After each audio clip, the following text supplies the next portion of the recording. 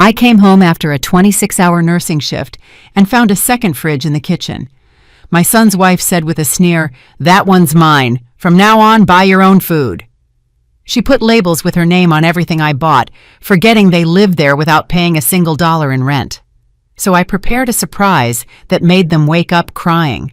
I got home after 26 straight hours at the hospital, 26 hours saving lives, holding trembling hands, cleaning wounds that weren't mine. My feet were on fire inside those once new white shoes. My back was a knot of pain. My hands smelled like disinfectant and the kind of exhaustion that seeps into your bones when you're not young anymore. I'm 67 years old. I'm a nurse, and I thought the hardest parts of my life were over. I was wrong. When I opened the door to my kitchen, the one I'd cleaned 1,000 times, where I'd cooked every one of my son's birthday meals, where I'd cried over my husband's death, I saw something that didn't belong. A new shiny silver refrigerator right next to mine. I just stood in the doorway, my bag hanging from my shoulder, trying to understand. Had they bought a fridge without telling me what for? Ours worked perfectly fine. Then I heard her voice. "That one's mine. Jessica, my daughter-in-law." She came out of the hallway with that face I knew all too well, that mix of disdain and boredom, as if I were an annoying fly in her space. "What did you say?" I asked. My voice sounded hoarse. I hadn't spoken to anyone outside the hospital for hours. "The fridge, it's mine." She crossed her arms, leaning against the doorframe. "From now on, buy your own food, Hope." She didn't call me mom-in-law. She didn't call me ma'am. She called me by my name like we were roommates, like this wasn't my house. I opened the old fridge, and the air left my lungs. Everything, absolutely everything I had bought 3 days before had yellow sticky labels with her name written on them in black marker. Jessica, the cheese, the tomatoes, the yogurt, the beans, the chicken, even the butter. "What is this?" I whispered. "What I told you." "This is my food, you buy yours." She shrugged. "It's not fair that I have to share what I buy with my money." Her money. Jessica didn't work. She hadn't worked a single day since she married my son 2 years ago. Daniel was the one who supposedly brought in the money, although lately that money seemed to be coming from my own savings every time I loaned them cash for gas, for groceries, for some emergency. Daniel. I tried to call for my son, but he was already there, standing in his bedroom doorway, looking at me with eyes I no longer recognized. The same eyes that looked at me with love when he was a boy. Now there was only discomfort. "Mom, don't make a scene. Jessica's right. We should each buy our own stuff. It's more organized this way." I felt the floor shift beneath me. "But I bought this. I paid for this week's groceries." "And that's why it has her name on it, right?" Jessica said, pointing at the labels. "Now we all know what belongs to who. It's easier." I wanted to scream. I wanted to rip off every single yellow label and throw them in her face. But I was so tired, so terribly tired. I just nodded. I went to my room. I closed the door. And for the first time in years, I sat on the edge of my bed and let myself feel the full weight of what had just happened. They lived in my house, the house I bought by myself on my nurse's salary after my husband died and left me with nothing but debt and an 8-year-old son with chronic asthma. I worked double shifts, triple shifts. I scrubbed hospital floors at 3 in the morning to pay the mortgage. I skipped meals so Daniel could have his medicine. And now they were making me pay to eat in my own kitchen. I took off my shoes. My feet were swollen, red. I had a new blister on my left heel. I couldn't even remember when I got it. I heard laughter from the living room. Jessica and Daniel were watching TV.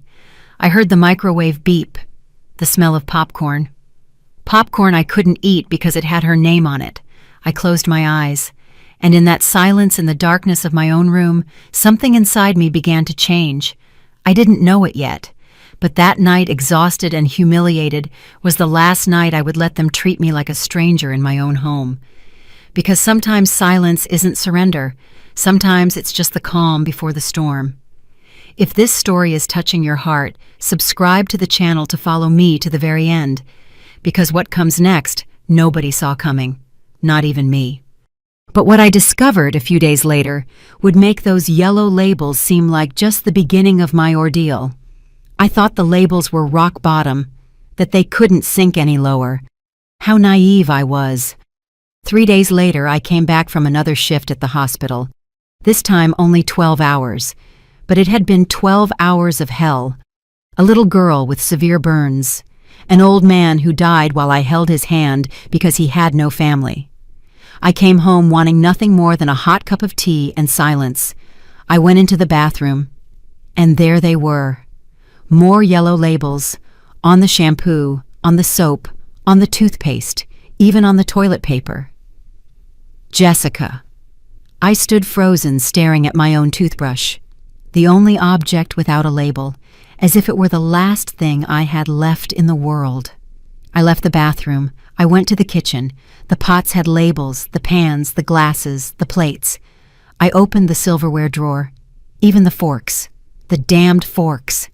Looking for something! Jessica's voice came from right behind me. I jumped. I hadn't heard her come in. Jessica, this is too much. Too much. She tilted her head with that smile that never reached her eyes. Hope I'm just protecting my things. You know how it is. Sometimes things get lost, mixed up. This way, we all know what belongs to who. But I bought these pots. I bought these plates. 20 years ago. Ah, she shrugged. Then put your name on them, too. I put mine on what's mine. And what exactly did you buy? The words came out harsher than I intended. Her eyes narrowed. Watch your tone, mother-in-law. I'm your son's wife. I deserve respect. Respect. That word echoed in my head as she turned and walked back to the living room where the TV was still blaring. That night, Jessica cooked. The smell filled the whole house. Pot roast, my favorite, the one I had taught her how to make when they first got married. In those early months when we were still pretending to be a happy family, I stayed in my room. My stomach was growling. I hadn't eaten dinner. I only had coffee at the hospital. I thought about going out, getting a little. It was pot roast. She had used my recipe, but I didn't. I couldn't. Not after the labels, not after understanding that every bite I took from that kitchen would be a defeat. I heard their laughter, Daniel and her. They were talking about a TV show, about going on vacation to Florida. When we sell your mom's car, we could have enough for the hotel, Jessica said. Silence. I don't know if she wants to sell it, Daniel answered in a weak voice. Oh, honey, that car is old. She hardly uses it. We need it more. I didn't hear what my son said back. I only heard that he didn't defend me. The next morning I went downstairs early. I had the day off. I needed to talk to Daniel. Alone. Without her. I found him in the kitchen drinking coffee. My coffee. From my coffee maker, which now had a yellow label. Son, we need to talk. He looked up. I saw the dark circles under his eyes. He looked tired, older than his 32 years. Mom, if this is about the labels... It's not just about the labels, Daniel. It's about everything. I sat across from him. It's about how you talk to me, how you treat me. This is my house. I know. Do you really? Because it doesn't feel like it? I took a deep breath. You two don't pay rent. You don't pay utilities. You don't pay property taxes. Nothing. And now it turns out I can't even use my own soap. He rubbed his face. Mom Jessica is my wife. I have to support her. If you don't like how she handles things, maybe you should think about finding your own place. The world stopped. My own place. I don't mean it in a bad way. But we're a young couple. We need our space, privacy. We can't always be worrying if how we organize the house bothers you. My house, Daniel. My house. I know it's legally your house, Mom. You don't have to keep saying it. His tone became irritated. But it's also where I live, where my wife lives. And frankly, sometimes I feel like Jessica is right. You're very old-fashioned. You don't understand how modern families work. I stood up. I didn't say anything else. What could I say? I went up to my room. I took out a box from the closet. A box I hadn't opened in years. Inside were photos. Daniel as a baby, Daniel with his nebulizer, those huge eyes looking at me with fear every time he couldn't breathe. Daniel at his middle school graduation, at his first communion, at the hospital, after the surgery that saved his life when he was 11. The surgery that cost $28,000, that I paid for by selling my car, taking out loans, working at 2 hospitals at once. I ran my fingers over the photos, and for the first time in years, I didn't feel love. I felt something colder, more dangerous. I felt clarity, because my son had just told me to find another place to live, in the house I bought, with the money I earned caring for the sick while he slept peacefully, knowing his mom would never let him fall. I put the photos away. That night, Jessica cooked again, this time a casserole. The smell was a knife in my empty stomach. I didn't leave my room. I stayed there in the dark, listening to their laughter. And I started to plan. Because if 39 years of being a nurse had taught me anything, it was this: you don't heal pain by ignoring it. You heal it by cutting out what's rotten. And something in that house had rotted.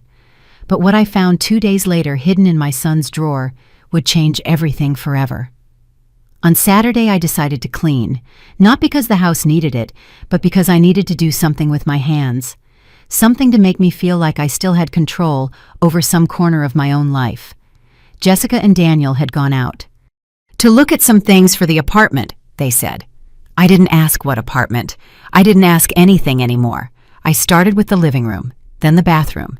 Then I stopped in front of Daniel's bedroom door. His room. The one that had been his since he was 8. The one I painted blue because it was his favorite color. The one we filled with soccer posters and then rock band posters. I went in. The bed was unmade. Clothes were thrown on the floor. It smelled of that sweet perfume Jessica wore. Nothing of my son's smell. The boy who smelled like soap and dirt after playing outside. I started picking up. I folded the clothes. I made the bed. I wiped down the furniture. And then I saw the nightstand drawer was slightly open. I wasn't going to open it. I really wasn't. But something shiny inside caught my eye. The afternoon sun was hitting it directly, and the glint got my attention. I opened the drawer. Papers. Lots of messy papers. Old receipts. Printed photos of Jessica at the beach and expensive restaurants at bars. All recent.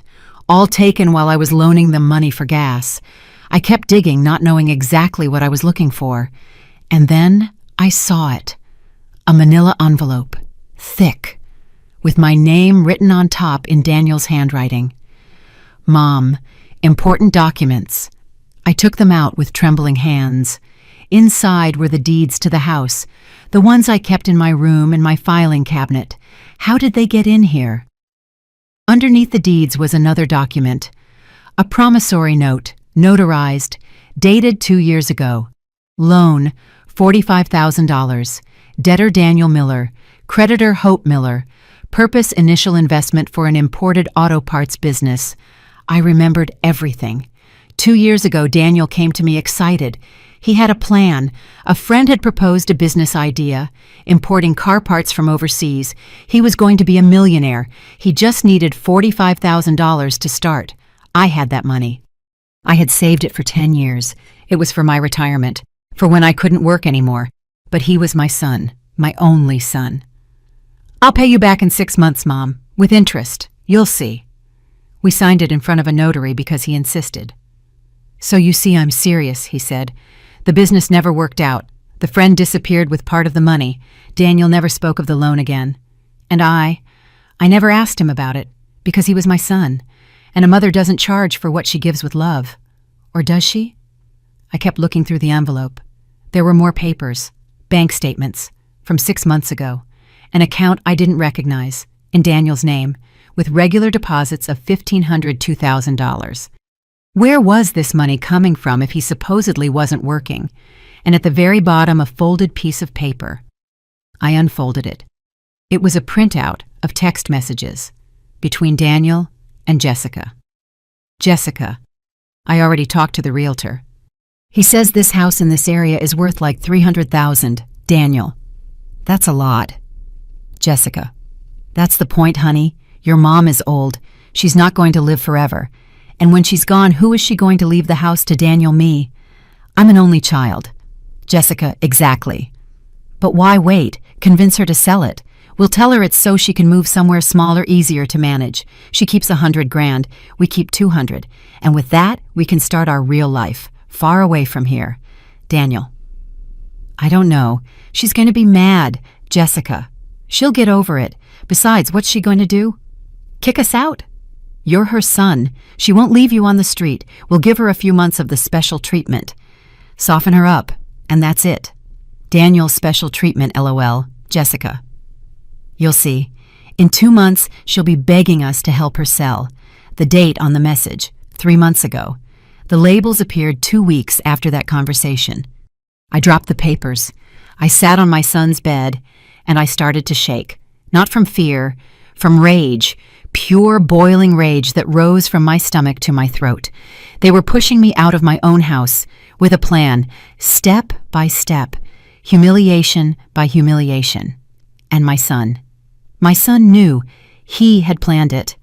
I took pictures of everything with my phone. The messages, the promissory note, the bank statements, the deeds that had no business being in that drawer. I put everything back exactly as I found it. I closed the drawer. I left the room, and I went down to the kitchen. I poured myself a glass of water. My hands were shaking so much I almost dropped it. I looked around. The 2 fridges, the yellow labels on everything. The house I bought with my pain, with my night shifts, with my knees ruined from standing 12 hours a day. The house where I raised my son alone after his father died. The son who now wanted to sell it, to leave with his wife, far away from me. I wiped away the tears I didn't know were falling, and in that moment, something inside me broke for good, but not how they expected. I didn't break down, I broke forward, because it's one thing to forgive, it's another to be a fool. And I had been a fool long enough. I took out my phone, I searched online.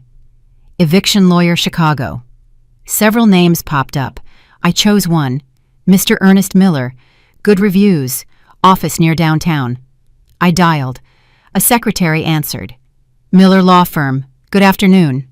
Good afternoon. My voice sounded firm, surprisingly firm. I need an urgent appointment. I want to evict someone from my property. Is it a tenant? No, it's my son. There was a brief silence. I see. When can you come in? Tomorrow if possible. Let me check. Yes, we have a spot at 11 in the morning. I'll be there. I hung up. I heard the front door open. They were back. We're home, Jessica yelled in that sing-song voice she used when she was in a good mood. Hope, is there anything for dinner? I took a deep breath. I walked out of the kitchen with a smile. Not yet. Do you want me to make something? Jessica looked at me surprised. Daniel, too. Yeah. Whatever is fine, my son said. Perfect. I nodded. I'll make you some eggs. It'll be ready in a minute. They looked at me strangely. Of course they did.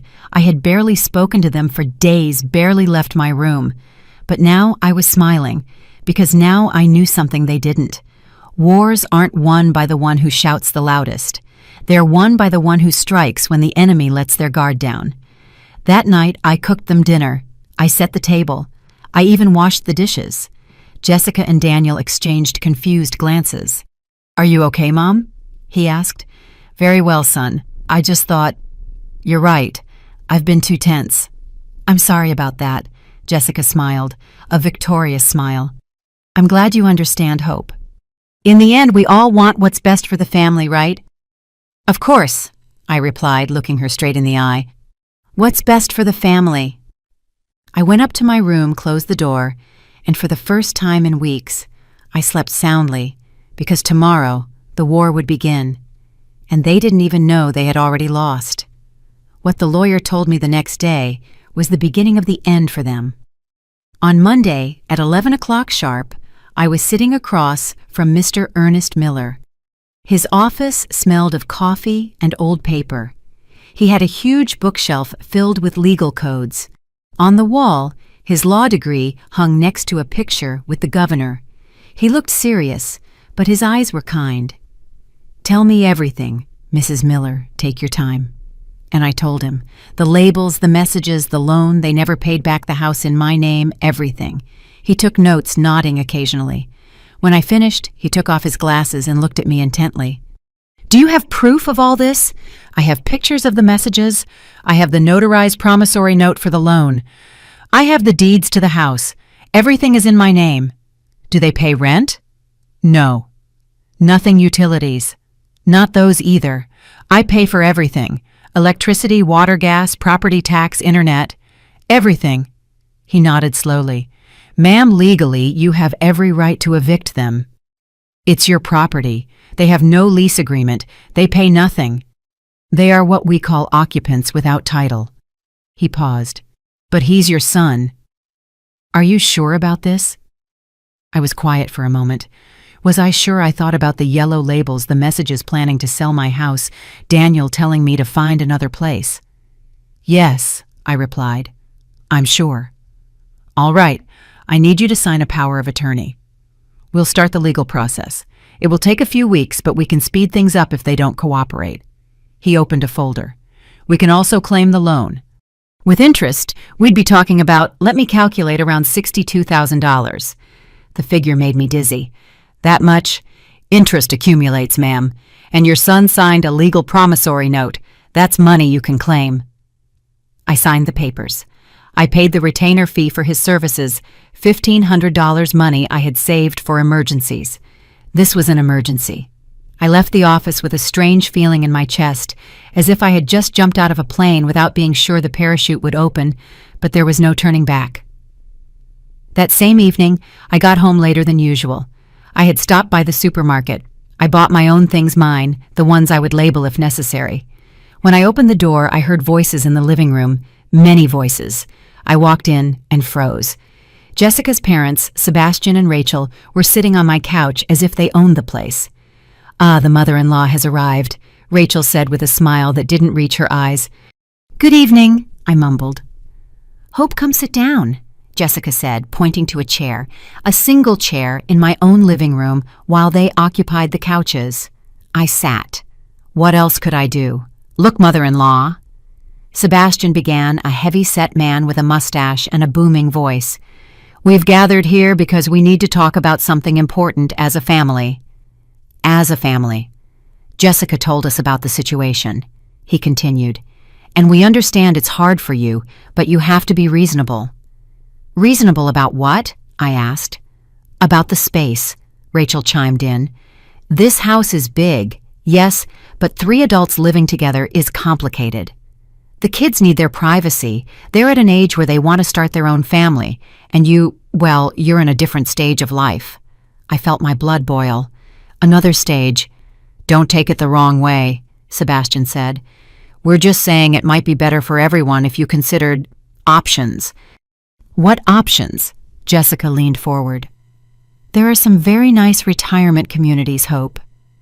Places where you'd be with people your age with nurses' activities. You wouldn't be lonely.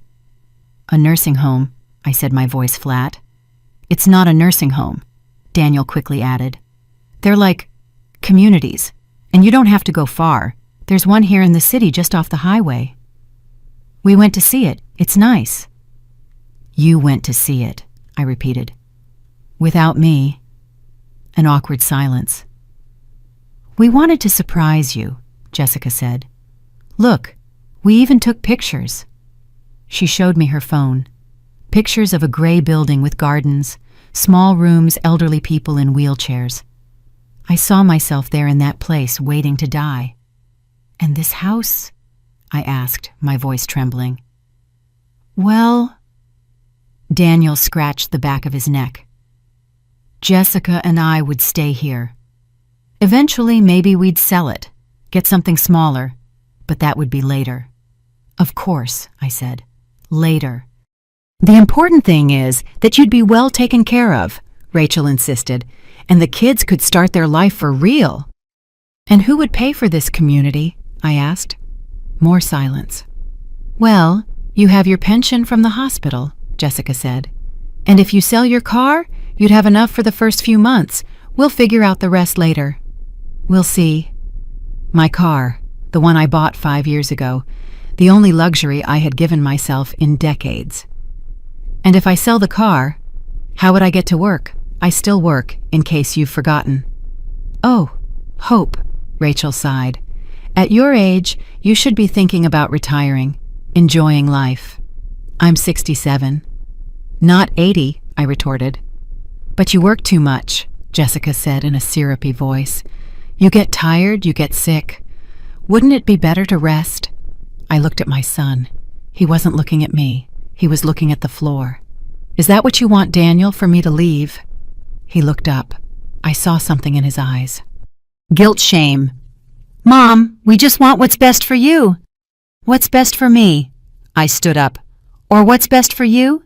Don't start with your drama, Jessica said, rolling her eyes. It's not drama, Jessica. It's a question. What do you gain if I leave?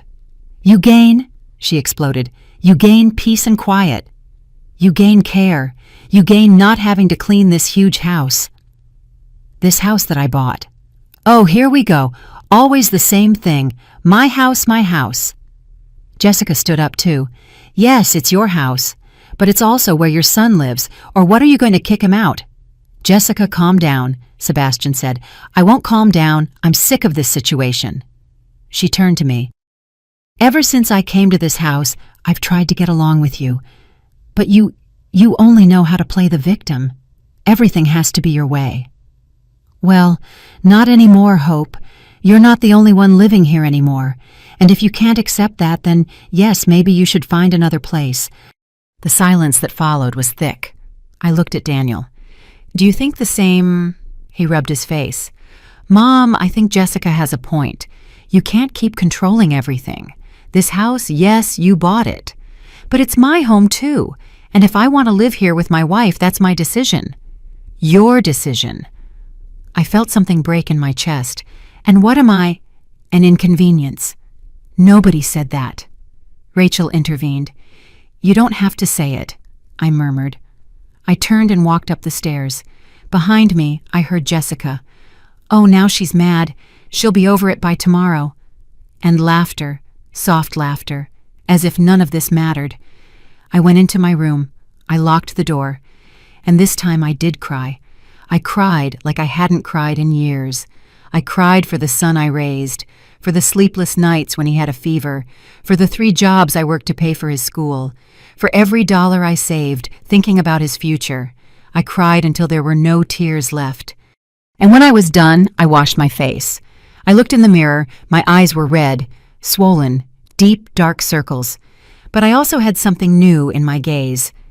Decision. I took out my phone. I found Mr. Miller's number. I sent him a message. Mr. Miller, proceed with everything. I want them out of my house as soon as possible. The reply came in seconds. Understood, Mrs. Miller. We will file the lawsuit tomorrow. I put the phone away. I lay down. And before I fell asleep, I whispered into the darkness, Forgive me, Daniel, but I can't save you from yourself anymore. What happened 3 days later would make Jessica stop smiling forever. The next few days were strange. I acted normal. Too normal. I said hello in the mornings. I made my breakfast without complaining about the labels. I went to work. I came back. I shut myself in my room. Jessica was confused. I saw her looking at me several times with a frown as if trying to figure out what had changed. Daniel simply avoided me. He left early. He came back late. When we crossed paths, he looked away. Good. Let them think I had given up. Let them think I had accepted my fate as a bothersome old woman who would soon go quietly to a retirement home. But at night when they slept, I worked. I watched. I listened. I investigated. I figured out their routines.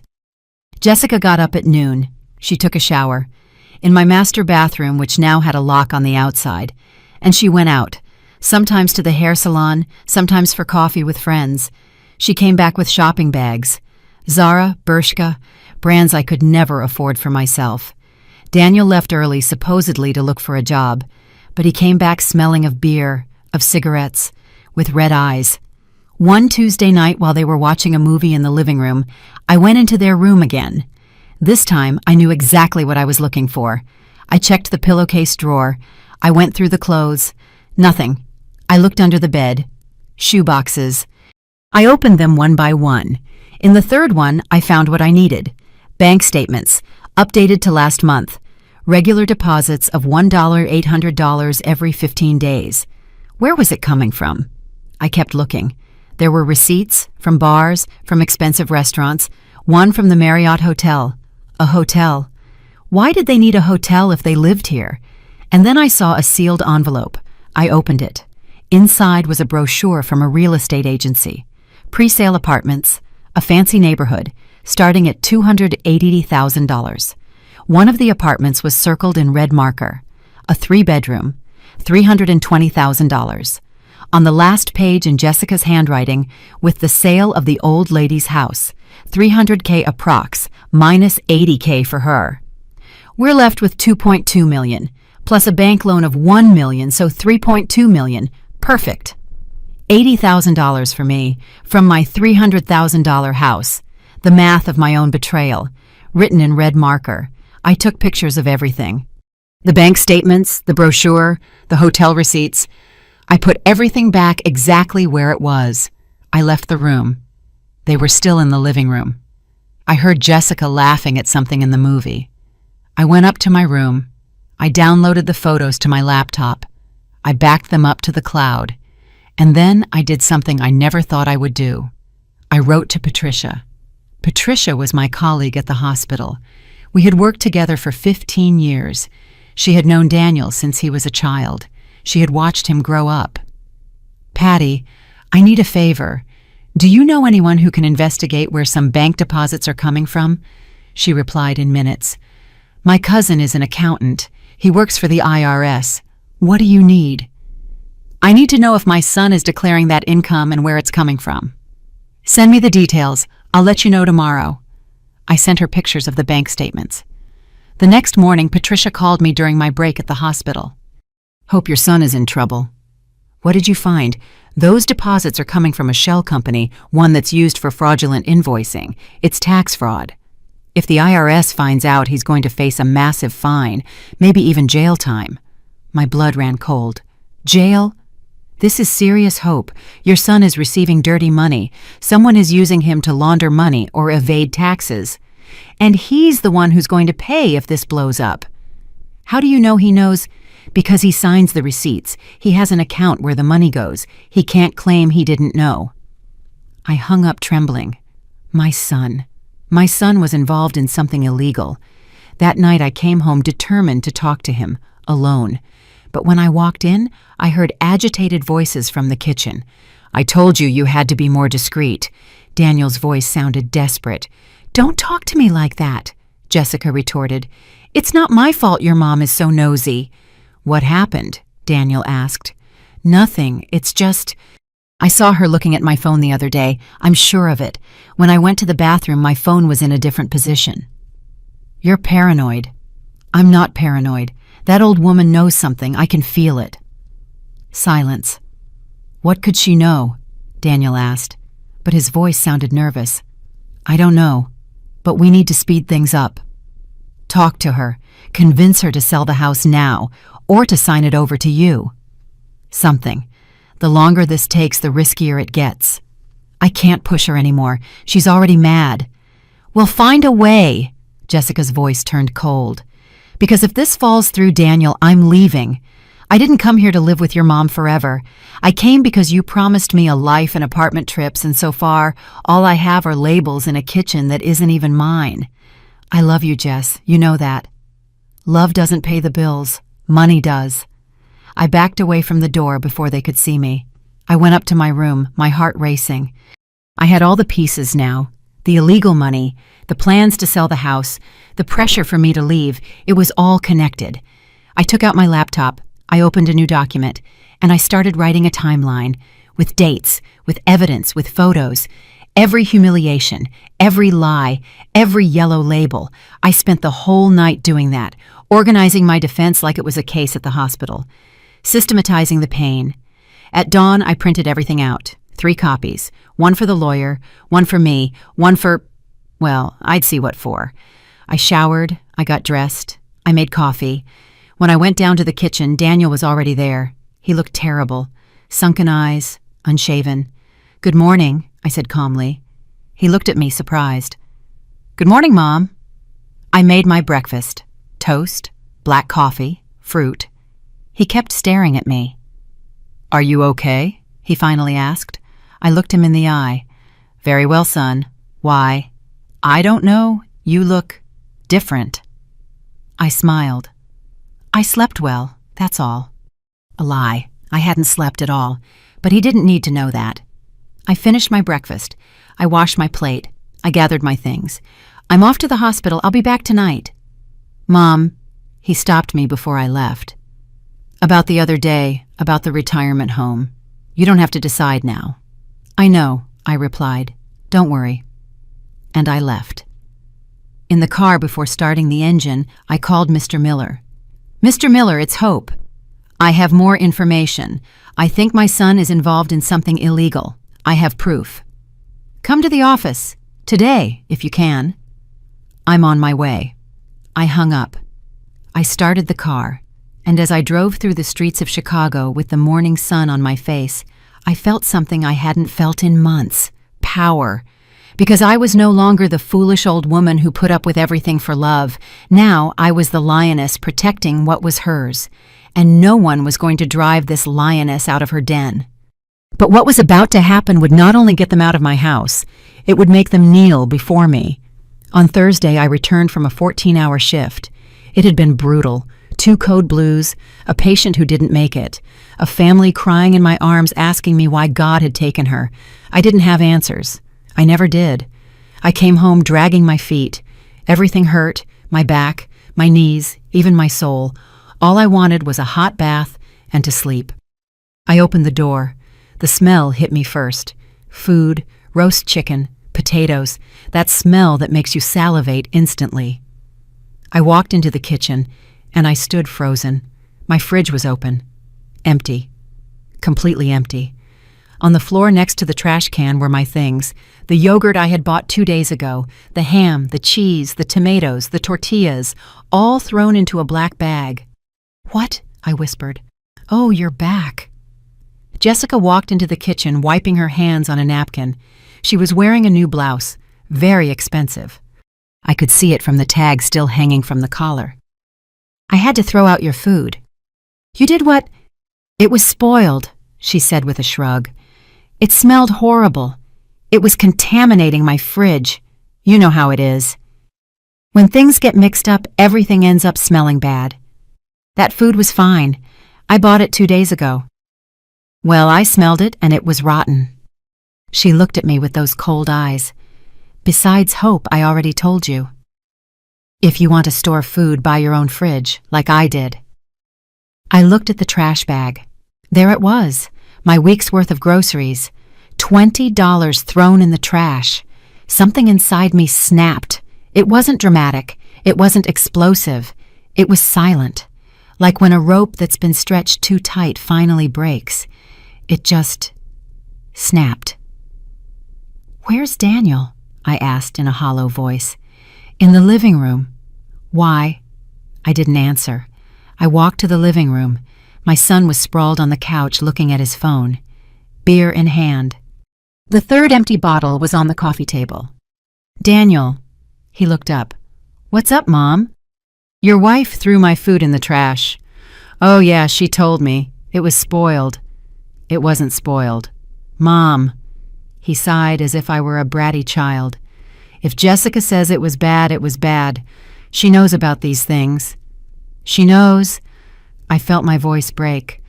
I've been buying food for 40 years. I think I know when something is rotten.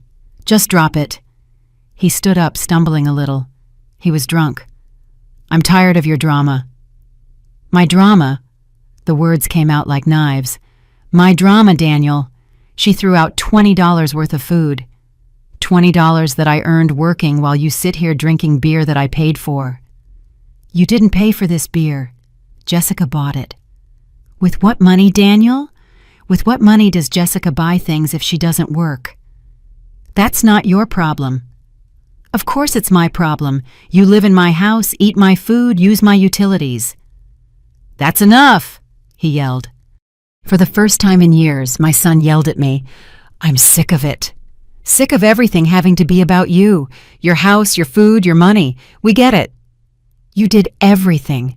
You're the great martyr, the saintly mother who sacrificed everything. The words hit me like fists. Daniel. No. I'm tired of it, Mom. I'm tired of feeling guilty for existing, of feeling like I owe you every breath because you worked so hard. I didn't ask to be born. I didn't ask for Dad to die. Those were your choices, not mine. The silence that followed was unbearable. Jessica appeared in the doorway. She had a small, triumphant smile. I looked at my son, at this 32-year-old man with eyes red from alcohol and rage, and I didn't recognize him. The boy who used to hug my legs when he had nightmares. The teenager who brought me flowers on Mother's Day with his first paycheck. The young man who cried on my shoulder when his first girlfriend left him. That boy was gone. In his place was a stranger who hated me. All right, I said, my voice so low I could barely hear myself. All right. I turned, went up the stairs, went into my room, locked the door, and then for the first time in my life, I felt like I couldn't breathe. Not physically. My lungs were working, but something deeper, something in the center of my chest had closed up. I sat on the bed, took out my phone.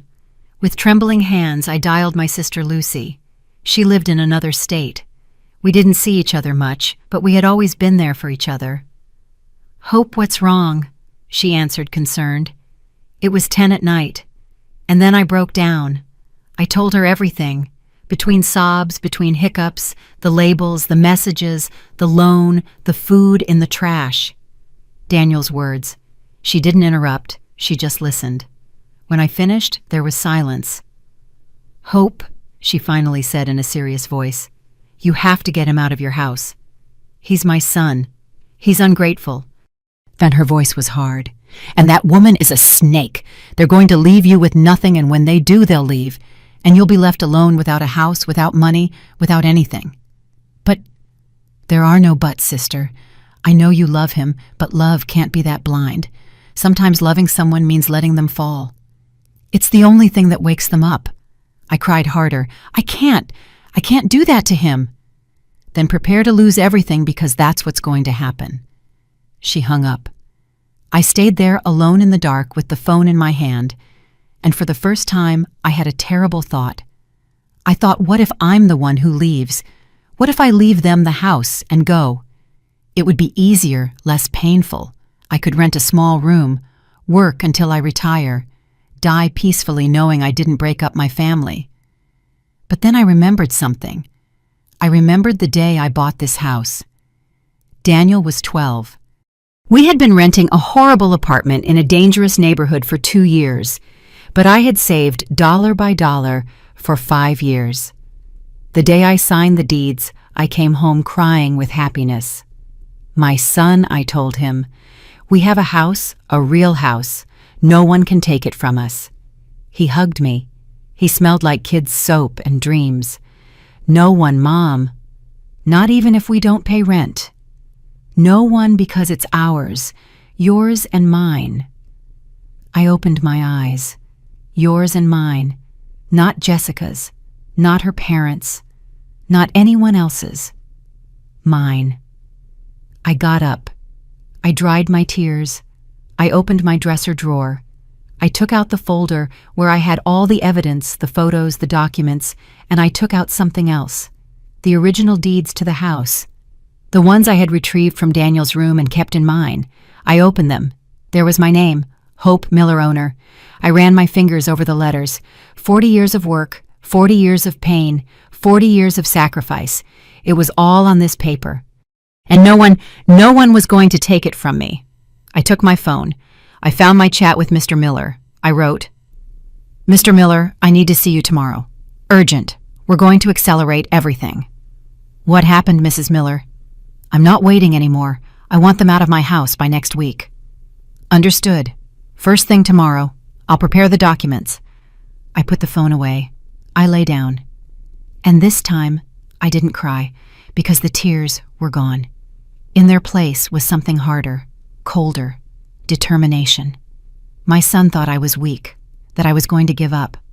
But he forgot something. He forgot that women who raise children alone, who work 3 jobs, who endure pain and keep standing, we don't break. We transform. And when someone touches what we love most, we become relentless. Daniel was about to learn something I had taught him when he was a child. Every action has a consequence. And his were just about to arrive. What I did on Saturday morning made Jessica lose that smile forever. On Friday at 8 in the morning, I was sitting across from Mr. Miller. This time, I wasn't shaking. I wasn't crying. I was as firm as a rock. "Mrs. Miller, I've prepared everything." He placed several documents on the desk. "Here is the eviction notice. Here is the lawsuit for the unpaid loan, $62,000 with interest. And here," he pulled out another paper, "is the lawsuit for moral damages and improper use of property. We estimate an additional $15,000. "Moral damages?" I asked. "You have suffered psychological abuse in your own home, systematic humiliations. That has legal value." He looked at me seriously. "If we take this to court, we could win even more. But I warn you, it will be long, painful, and public." "How long?" 6 months, maybe a year." I shook my head. "I don't have a year. I need them out now." "Then we have another option." He leaned back in his chair. "We confront them. We show them all the evidence. We make it clear that either they leave peacefully or we destroy them legally. With the evidence you have, especially the illegal money, your son could go to jail." The word jail hit me in the chest. "I don't want him to go to jail." "I know, but he doesn't have to know that." Mr. Miller leaned forward. "Fear can be more effective than any trial. If he thinks he could go to prison, he'll cooperate. And if he doesn't, then we proceed with everything. No mercy." He paused. "Ma'am, I know he's your son, but if you don't set boundaries now, they will destroy you. They will sell your house. They will leave you on the street. And they won't look back." I closed my eyes. I took a deep breath. "Let's do it. But I want to be present. I want to see their faces when they find out." "Are you sure?" "Completely." I signed the papers, all of them, the eviction notice, the lawsuit for the loan, everything. "Mr. Miller put them in a manila envelope. "When do you want us to serve them?" "Tomorrow, Saturday morning, when they're home, relaxed, confident." He nodded slowly. 10 o'clock tomorrow. I'll go personally with a process server. Will you be there?" "I'll be there." That night I came home earlier than usual. Jessica was in the living room painting her nails. Daniel was asleep on the couch with his mouth open. "Hi," I said. Jessica barely looked at me. "Hi." I went up to my room, but not to hide. This time, to plan. I took an old suitcase out of the closet. I started packing my most important things. Documents, photos, clothes, my hospital uniforms, everything I didn't want them to touch, because tomorrow after the notice, I didn't know what might happen. I stored the suitcase under the bed. Then I did something I never do. I opened my jewelry box, the one my mom gave me before she died. There were few things inside: a gold ring, my wedding earrings, a thin chain, and a photo, and an old faded photo of my husband, Richard, smiling, with baby Daniel in his arms. I took it out. I looked at it for a long time. "Forgive me, my love," I whispered. "I know you wanted me to take care of our son, but I think taking care of him now means letting him go, letting him fall so he can learn." I put the photo away. I closed the jewelry box, and that night, for the first time in weeks, I slept soundly, without nightmares, without tears, because there was nothing left to decide. The decision was made. On Saturday, I woke up at 7 in the morning. I showered. I dressed in my best clothes: black pants, a white blouse, closed-toe shoes. I did my hair. I put on a little lipstick. I looked in the mirror, and I saw a different woman. I wasn't the exhausted nurse. I wasn't the humiliated mother. I was Hope Miller, owner of this house, a woman who raised a son alone, a woman who saved lives, a woman who was not going to be walked over anymore. I went down to the kitchen. I made coffee. I made scrambled eggs.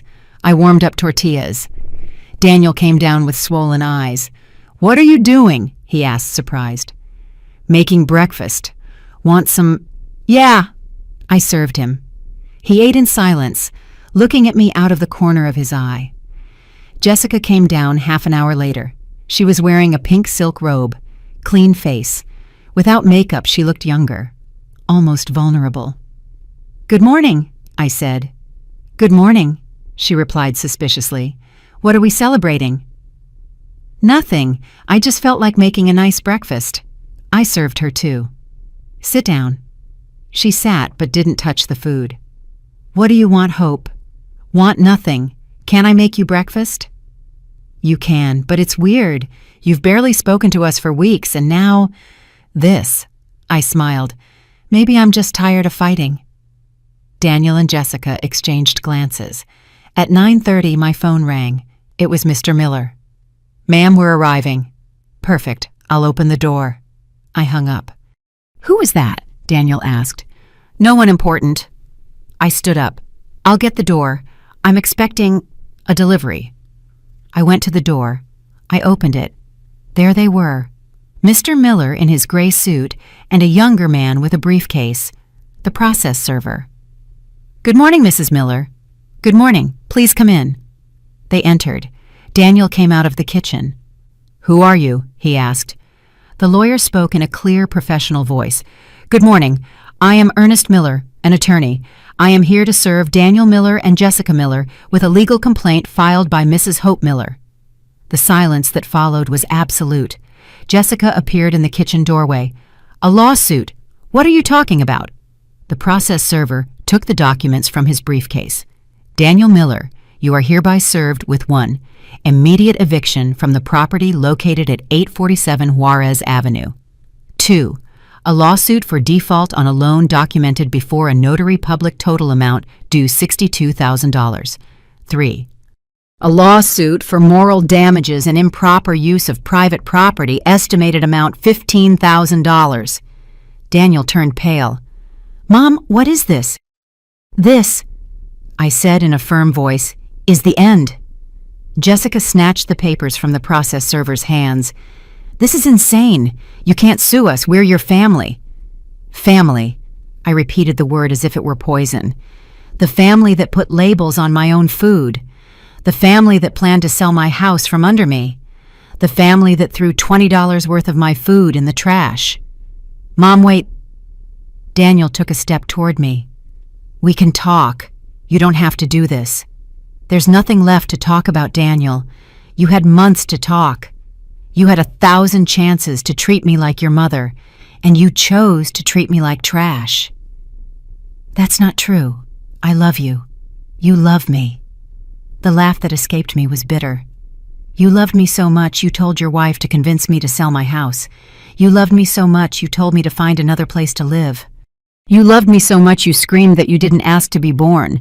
He fell silent. The lawyer continued. "You have 72 hours to vacate the property. If you do not do so voluntarily, we will proceed with a judicial eviction. Additionally, Mr. Miller has 30 days to respond to the loan lawsuit. Otherwise, we will proceed with asset seizure." "We have nowhere to go!" Jessica screamed. "That is not my client's problem," the lawyer replied coldly. "You have family, you have options, but you no longer have the right to be here." "You're a monster," Jessica spat at me. "A bitter old woman who can't stand to see her son happy." I looked her straight in the eye. "No, I'm a woman who no longer allows herself to be trampled on in her own house." I turned around. I went up the stairs. Behind me, I heard shouts, cries, pleas. I closed my bedroom door. I sat on the bed. And I breathed. For the first time in months, I truly breathed. Because the weight I had been carrying for so long had finally been lifted. I was no longer their victim. I was their judge. But what I found at my door 3 hours later would make me doubt everything. 3 hours after the lawyer left, everything was silent. A thick, dangerous silence. I stayed in my room, listening, waiting. I heard hurried footsteps, doors slamming, Jessica crying, Daniel talking on the phone in a desperate voice, and then nothing. I peeked out the window. The car was still in the driveway. They hadn't left. I went downstairs carefully. The living room was empty, the kitchen too. Then I saw something on the refrigerator door. A note, written in Daniel's handwriting. "Mom, we went to Jessica's parents. We'll be back tomorrow to talk. Please reconsider. We're family. Don't do this." I ripped the note off. I crumpled it up. I threw it in the trash. Family. How easy it was to use that word when it suited you. The rest of Saturday I spent cleaning, taking off all the yellow labels one by one with rage, with satisfaction. Every label I tore off was a piece of dignity I got back. I cleaned out Jessica's fridge. I emptied it completely. I threw all her food in the trash. I felt a dark pleasure doing it. Now you know how it feels, I thought. That night I slept with the door locked. Sunday dawned cloudy, gray. I got up early. I made coffee. I sat in the kitchen waiting. I knew they would be back, and I was right. At 10 in the morning I heard the car, voices, the door opening. They came in. Daniel, Jessica, and her parents, the four of them. Sebastian came in first, his face red with anger. "Where is she?" he yelled. "I'm right here," I said, coming out of the kitchen. He saw me and advanced toward me, his finger pointed. "Who do you think you are suing, my daughter? I'm the owner of this house, and your daughter is an abuser." "My daughter is no abuser. You're the one who can't get along with people." "Sebastian," I said with a calm I didn't know I had, "your daughter put labels on my own food, in my own house. She threw my food in the trash. She treated me like trash. And you told me to go to a nursing home so they could have my house." "Nobody said that," Rachel intervened. "Of course you did, here in this living room 2 weeks ago. We were looking for options, for your own good." "For my good," I repeated. "Is selling my house for my good, putting me in a nursing home and leaving me with crumbs, is for my good." "That house is worth $300,000, Jessica yelled. "We weren't going to leave you with nothing." "Ah," I nodded. "You were going to leave me $80,000, like your note says, the one I found, where you calculated how much you'd have left after selling my house." She fell silent. "What note?" Daniel asked. "The note your wife wrote on an apartment brochure, where she planned to steal $220,000 from my own house." "It's not stealing," Jessica mumbled. "We were going to give you your share." "My share?" The rage rose in my throat. "My share of my house. Are you listening to yourself?" Sebastian stepped between us. "Look, Mrs. Miller, I know you're upset, but we can fix this without lawyers, without drama, like civilized people." "I don't want to fix anything anymore." "Don't be stubborn," he yelled. "If this goes to court, everyone loses." "Not me. I have all the proof, messages, documents, witnesses." I looked at them one by one. "And I have something else, something I found out this week." Daniel turned pale. "Mom, don't." "Your son," I said, looking at Sebastian, "is receiving illegal money, deposits from a shell company, tax fraud. If the IRS finds out, he's going to jail." The silence was absolute.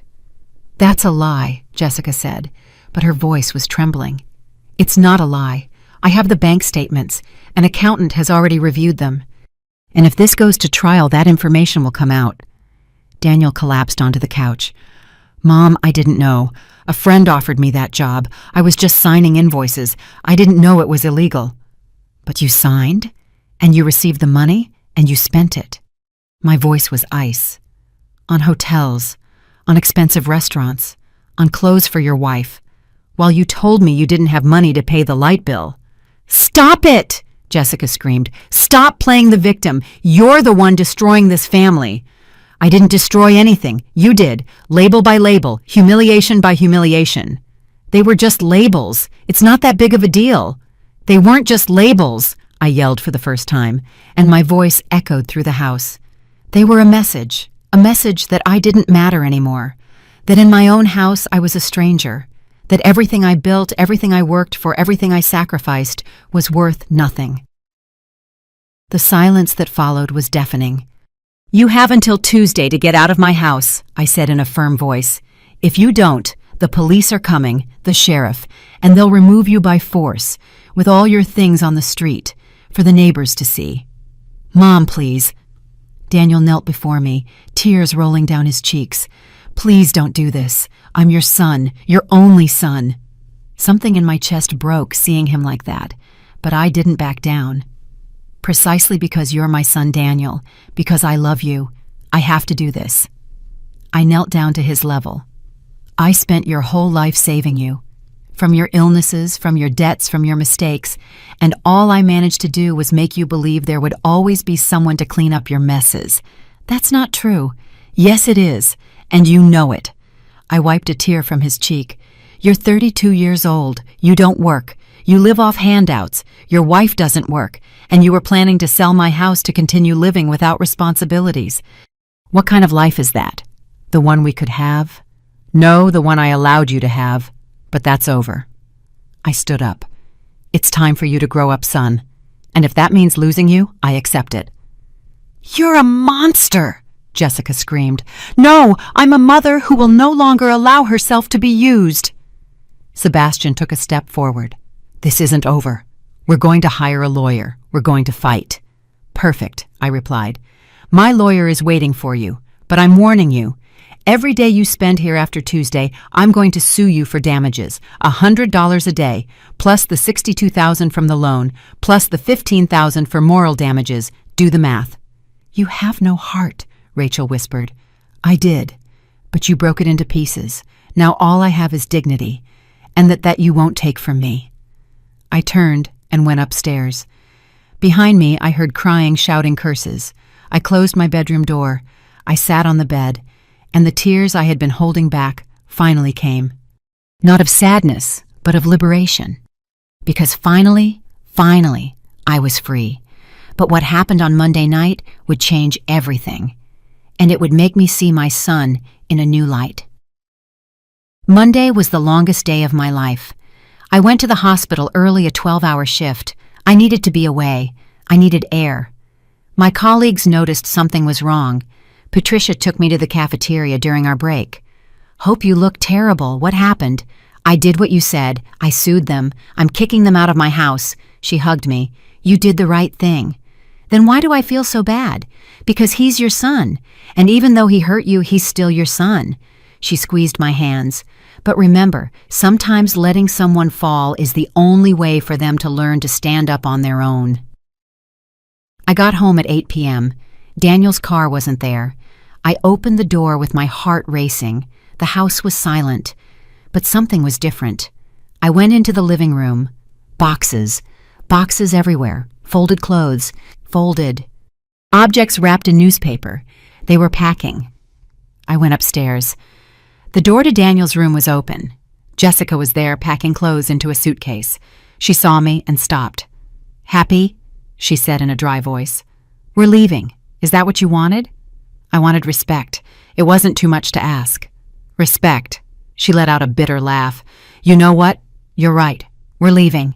And you know what else? I'm taking your son far away from you. Daniel makes his own decisions. Oh, really? She crossed her arms. Don't be so sure. Because I value him. I believe in him. Not like you, who only reminds him of everything you did for him, as if it were an eternal debt. Her words hit me. I never made him feel that. Of course you did. Every time you speak. I worked, I paid, I sacrificed. Do you know what that does to a person? It makes them feel like they'll never be enough. That they can never repay you for what you did. I stayed silent. That's why he drinks. That's why he can't get a job, because he's so afraid of disappointing the great Hope Miller, the woman who did it all alone, that he'd rather not even try. That's not true. Yes, it is, and deep down you know it, but it's easier to blame me, to make me the villain, when the truth is you kept him this way, dependent, useless, because if he grew up he wouldn't need you anymore, and you need to be needed. I felt the floor move beneath me. Get out of my house, I whispered. With pleasure. She walked out of the room, bumping my shoulder as she passed. I stood there in the hallway, breathing heavily. Was she right? Was all of this my fault? I went downstairs like a zombie. I went into the kitchen. I sat at the table, and then I heard the front door open. It was Daniel. He came in alone, Without Jessica. His eyes were red. "Mom, I need to talk to you." "There's nothing to—" "Please," his voice broke. "Just hear me out. 5 minutes." I nodded without looking at him. He sat across from me. "You're right about everything," he said. "Everything. I'm useless, ungrateful, a terrible son. I know." I didn't respond. "Jessica left me an hour ago. She told me that if I didn't convince you to drop the lawsuit, she would leave. I told her I couldn't ask you to do that, and she left." He wiped his eyes. "Her parents came to pick her up. She told me to call her when I grew up and became a real man. But as long as I was living off my mom, she didn't want anything to do with me." I felt a bitter satisfaction. "I'm sorry. I'm sorry," he continued. "Sorry for being so weak, so cowardly. Sorry for yelling at you that I didn't ask to be born. It was the most horrible thing I've ever said in my life." Tears started to fall down my cheeks. "Mom, I did ask to be born, because having you as a mom was the best thing that could have happened to me. And I ruined everything. Daniel." "No, let me finish." He took a deep breath. "That money from the invoices, I did know it was wrong. Not at first, but later I did. And I kept doing it because it was easy, because it was fast money, and because Jessica wanted things. And I wanted her to see me as someone successful. Son, I'm going to pay back the money. I don't know how, but I'm going to do it. And I'm going to get out of your house. Not because you're forcing me, but because it's the right thing to do. Because I have to learn to stand on my own." He looked me in the eyes. "But will you let me stay for a week, just one, to find a job, to find a room? And then I'll go." I wanted to say no, that it was too late, that the damage was done, but he was my son, and despite everything, he was still my son. "1 week," I said, "but under my rules. Whatever they are. No alcohol. You look for a job every day.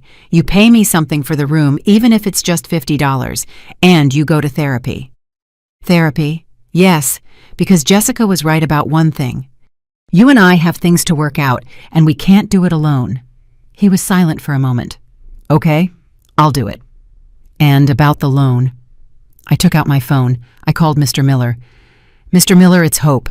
I want you to freeze the loan lawsuit. Don't withdraw it. Just pause it to see what happens." "Are you sure?" "Yes." "Understood. And the eviction." I looked at Daniel. "Pause that too, for 1 week." "As you wish." I hung up. Daniel was looking at me with eyes full of tears. "Thank you, Mom." "Show me." He nodded. He got up to leave, but he stopped at the door. "Mom, why? Why, after everything I did to you, are you still giving me chances?" I looked at him, and for the first time in days, I felt something warm in my chest. "Because that's what mothers do, son.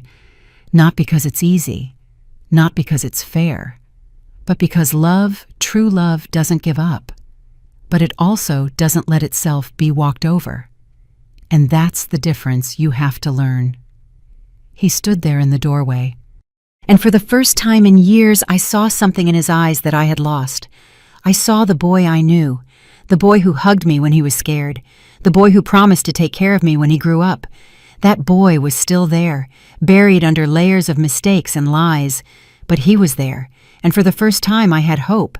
Not that everything would be fixed overnight, but that maybe, just maybe not all was lost. The next 3 days were strange. Daniel kept his word. He got up early. He printed out resumes. He went out to look for a job.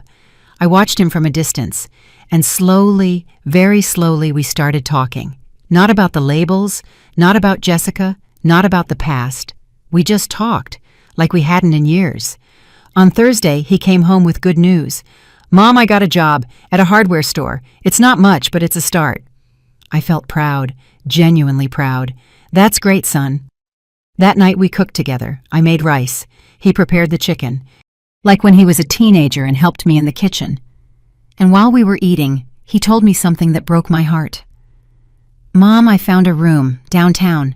It's small, but I can afford it with my salary." "When are you moving?" "On Monday. That is, if you want me to go. I looked at him. Do you want to go? I think so. I think I need to. Because if I stay, I'll fall back into the same old habits.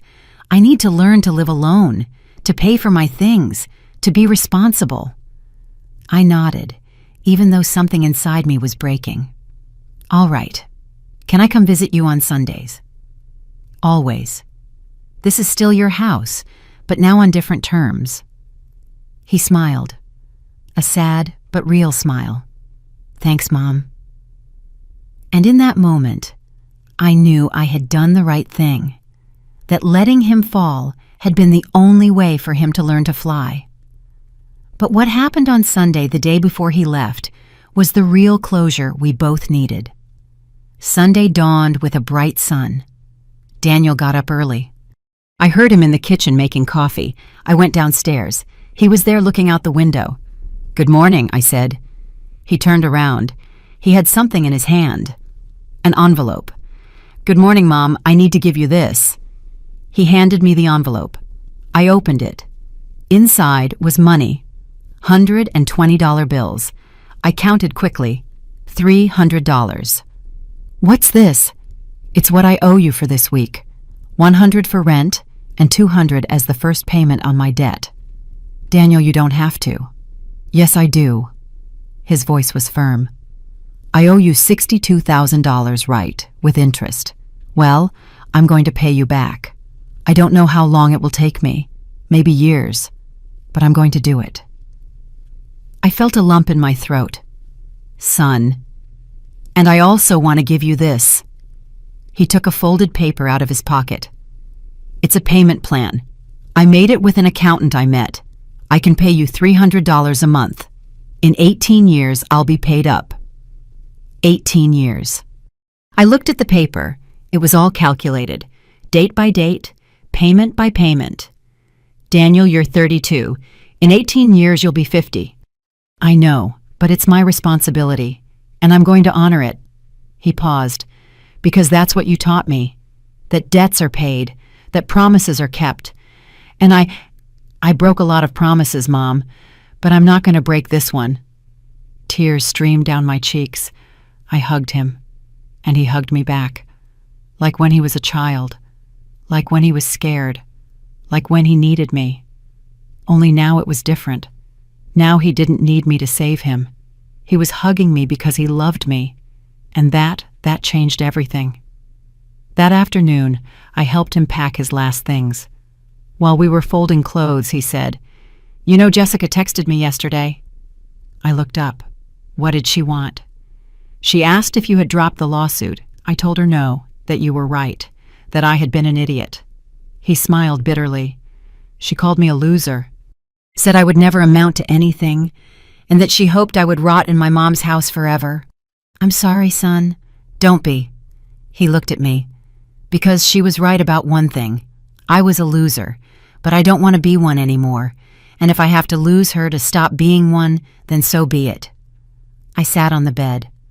Do you miss her?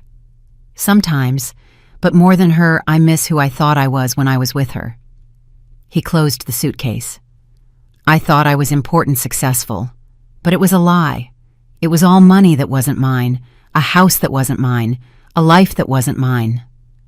And now I have a tiny room, a job that pays $600 a week, and a $62,000 debt. He let out a laugh. But it's mine. It's my life. For the first time in years. I felt proud, deep and real. Your dad would be proud. He fell silent, his eyes filled with tears. You think so? I know so. Because your dad made mistakes too.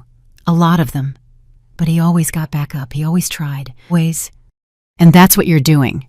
He wiped his tears. Can I confess something to you? Of course. For years I hated you, not all the time, but sometimes, because you were always perfect, the perfect nurse, the perfect mother, the one who did everything right. And I could never live up to that. I was always the son who needed help, the sick son, the son who cost money. Son. And when I met Jessica, she made me feel enough, like I didn't have to be perfect. Like I could just be. He took a deep breath. But the truth is, she didn't love me. She loved what I could give her, and when I couldn't give her any more, she left. Not all women are like that. I know, because you're not like that. You could have left. You could have let me fall when all this started. But you didn't. You gave me one last chance, and that? Mom, no one else would have done that. He hugged me again, and in that hug was everything. Forgiveness, pain, love, hope. At 5 p.m, the moving truck arrived. Well, it wasn't really a truck. It was a friend's pickup that Daniel had hired for $20. Between the two of us, we loaded his things. There weren't many. A disassembled bed, boxes of clothes, some furniture. The neighbors watched us from their windows. Mrs. Gable from next door came out. "Is the boy leaving Hope?" "Yes, Mrs. Gable. He's moving out on his own." "Oh, that's wonderful. It's about time. A man should stand on his own 2 feet." She looked at Daniel. "Work hard, son, and visit your mother often. She needs you." "I will, Mrs. Gable, I promise." When we finished loading everything, Daniel stood in front of the house, looking at it, as if he were seeing it for the first time, or the last. "I grew up here," he said softly. "I took my first steps here. I had nightmares here, and you calmed me down. I had breakfast here before school every day for 20 years. He turned to me. This house is my history, and I'm going to miss it. It will always be here, and so will I. I know, but it won't be the same, and that's okay, because it's what I need." He got into the truck.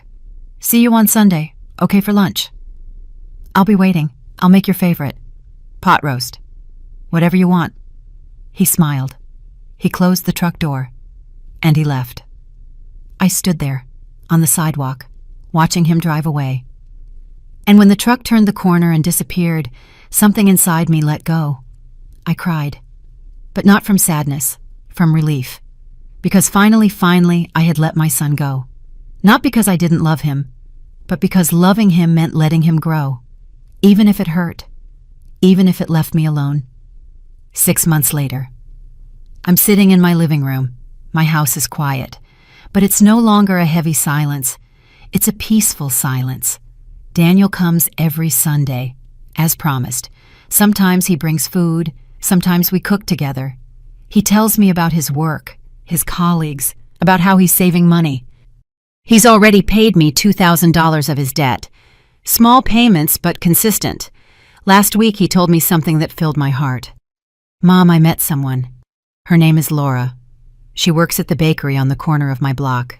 She's a good person. Not like, well, you know." "And what does Laura do?" "She works. She studies at night. Business administration. She wants to open her own business someday." He smiled. "I like that she has her own dreams, that she doesn't need me to solve her life for her. I'd like to meet her. I'll bring her soon, but slowly. I'm taking everything slowly now. And that gave me more joy than anything else." Jessica tried to come back 3 months ago. She showed up at the door crying, saying she had made a mistake, that she loved Daniel, that he should forgive her. But Daniel told her something I'll never forget. "I have nothing to forgive you for. You taught me something important. You taught me that love isn't labels on a refrigerator. It's not staying with someone because it's comfortable. It's choosing every day to be there. And you didn't choose me. You chose my house, my money, my comfort. And when that was gone, you were gone too. So thank you. But no." She left crying. And Daniel came back into the house. He hugged me. "Thanks for not letting me fall for the same thing. I didn't do anything. You did it on your own." "No, I did it because you taught me, the hard way, with lawsuits, with pain. But you taught me." Today is Sunday. I made pot roast Daniel's favorite. I also invited Patricia and my sister Lucy, who came from out of state.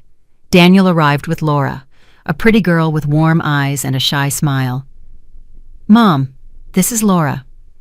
"It's a pleasure to meet you, ma'am. Daniel has told me so much about you." "I hope good things." "Only good things." she said with sincerity. He told me how you saved him, not just when he was a child, now too. I didn't save him. He saved himself. Daniel looked at me. No, Mom, you saved me by letting me fall. It was the shock I needed to wake up. We ate together. We laughed. We talked. And at that table, surrounded by my son, who had finally found his way, I felt something I hadn't felt in years. Peace. Not because everything was perfect, but because I had finally done the right thing. I loved my son enough not to save him anymore. And in that act of tough love that hurts but heals, I saved him for real. That night, after everyone left, I sat in my living room. I looked around. There were no more yellow labels. There was no more tension. There was no more hate. There was just a house. My house. The house I bought with my hard work. The house I defended with my dignity. And I realized something. True wealth is not in what you own. It's in what you don't allow to be taken from you. Your dignity, your respect, your self-love. No one can take that from you. Unless you let them. And I was never going to let them again. If this story touched your heart, leave me a comment telling me where you're watching from. Give it a like if you believe that sometimes to love is to let go. And subscribe to keep hearing real stories of women who did not give up in the face of injustice on Elderly Stories.